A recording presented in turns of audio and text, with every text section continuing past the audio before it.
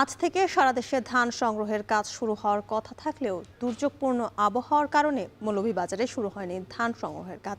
শ্রমিক সংকটে উজানের ধানও কাটতে পারছেন না কৃষকরা। উজান থেকে নেমে আসা ঢল ও অধিক বৃষ্টিপাতের কারণে হাওর ও নিম্নাঞ্চলের 5,042 হেক্টর জমির ধান পানিতে তলিয়ে গেছে, যার অর্ধেকই নষ্ট হয়ে গেছে। বিস্তারিত জানাতে মৌলভীবাজার থেকে এম এ হামিদ ও কিশোরগঞ্জ থেকে যুক্ত হচ্ছেন মশিউর কায়েস। শুরুতে যাচ্ছি মৌলভীবাজারে। হামিদ, ধান সংগ্রহ শুরু না হওয়ায় কৃষকরা কি বলছেন?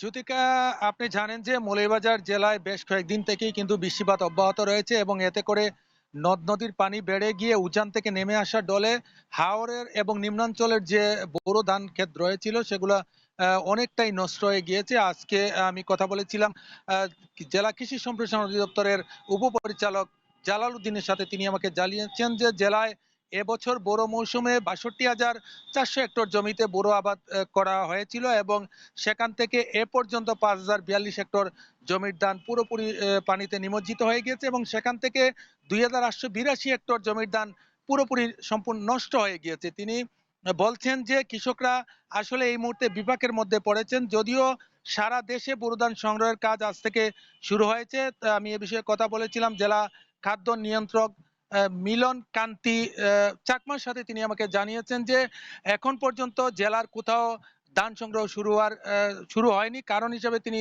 বলছেন বৈরী আবহাওয়া এবং কৃষকরা ধান দিতে না পারার কারণে এই সমস্যাটা সৃষ্টি হয়েছে। বিশেষ করে বৃষ্টি থাকার কারণে, রৌদ্র না থাকার কারণে এবং অধিক বৃষ্টির কারণে ধানগুলো নিমজ্জিত হওয়ার কারণে ধান সংগ্রহ করতে পারছেন না। কিন্তু তিনি বলছেন যে 31 আগস্ট পর্যন্ত যেহেতু সময় রয়েছে তার মধ্যে তারা ধান সংগ্রহ করবেন এবং তিনি বলছেন যারা ধান দিতে চান তারা কিন্তু গিয়াসনগরে সদরে একটা ধান শুকানোর মেশিন রয়েছে, সেখানে যদি তারা নিয়ে যান তাহলে সেখান থেকে মেশিন শুকিয়ে খাদ্য গুদামে দেওয়া যাবে। তিনি বলেছেন যে জেলায় 3,92,000 740 মেট্রিক টন ধান উৎপাদনের লক্ষ্যমাত্রা নির্ধারণ করা হয়।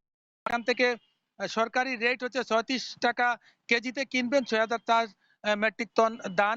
আমি এ বিষয়ে কথা বলেছিলাম ওনার সাথে। উনি জানিয়েছেন যে ওনারা রেডি আছেন যে ধান সংগ্রহ করার জন্য। এছাড়াও তিনি বলছেন ধান এবং ধানের সাথে চাল সংগ্রহ করবেন, সেখান থেকে মিল মালিকদের কাছ থেকে চুক্তির মাধ্যমে চাল সংগ্রহ করা হবে, যদিও এখনো তা শুরু হয়নি। অপরদিকে আমি কথা বলেছিলাম শ্রীমঙ্গল আবহাওয়া পর্যবেক্ষক অধিদপ্তরের সিনিয়র আবহাওয়াবিদ আনিসুর রহমানের সাথে। তিনি আমাকে জানিয়েছেন যে গত 24 ঘন্টায় সারা বাংলাদেশের মধ্যে সবচেয়ে বেশি বৃষ্টিপাত হয়েছে শ্রীমঙ্গলে 162 মিলিমিটার এবং এখনো সেটা অব্যাহত রয়েছে। দেখা যাচ্ছে জেলায় কোথাও হঠাৎ করে রোদ আসছে, আবার হঠাৎ করে মেঘাচ্ছন্ন হয়ে যাচ্ছে। তিনি বলছেন যে 7 তারিখ পর্যন্ত এই অবস্থা বিরাজ করবে। এতে করে কৃষকরা বিপাকে পড়েছেন। তারা বলছেন যে তারা যদি ধান শুকাতে না পারেন তাহলে হয়তো তারা দিতে পারবেন না, এবং তারা বলছেন কিছুটা সময় বাড়িয়ে দেওয়ার জন্য। এই ছিল আমার কাছে মৌলভীবাজার থেকে ধান সংগ্রহ নিয়ে সবশেষ। জ্যোতিকা। এবার জানবো কিশোরগঞ্জের খবর মশিউর কায়েসের কাছ থেকে। কায়েস, রোদের দেখা মেলায় কৃষকরা কি বলছেন?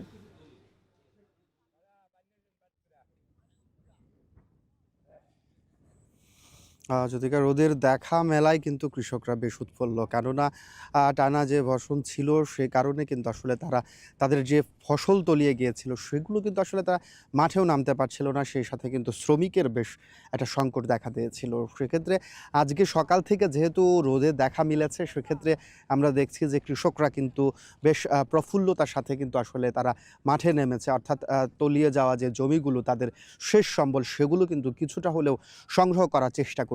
পাশাপাশি যে খলাগুলো রয়েছে সেই খলাগুলো আমরা দেখেছি যে আজকে থেকে আসলে আবার খোলা হয়েছে এবং যে পলিথিন কিংবা অন্যান্য ত্রিপাল সহ বিভিন্ন জিনিস দিয়ে যে তাদের ধান এবং বন যেগুলো ঢাকা ছিল সেগুলো কিন্তু তারা খলাতে আসলে শুকানো এবং অন্যান্য প্রক্রিয়ার কাজ কিন্তু শুরু করেছে। তবে যে ধানগুলো তারা দীর্ঘদিন এখানে রেখেছিল সেগুলোতে কিন্তু আসলে চারা জন্মে গেছে অনেক ধানগুলোতে, এবং ভেজা ধান থাকার কারণেই কিন্তু দীর্ঘ সময় এই অবস্থায় রয়েছে। তারপরেও কিন্তু যেহেতু দীর্ঘ সময় ধরে এই টানা বর্ষণ চলছিল, সেক্ষেত্রে কিন্তু আসলে কৃষকরা যেই বিষয়টি বলছে যে আজকে যেহেতু রোদের দেখা মিলেছে, কতক্ষণ সেই রোদ থাকে সেটাও তো ঠিক নেই। সেজন্য কিন্তু তারা তাদের যে শেষ সম্বলটুকু বাঁচানোর জন্য বেশ উৎফুল্লতার সাথে কিন্তু আজকে সকাল থেকে তারা মাঠে কাজ করছে।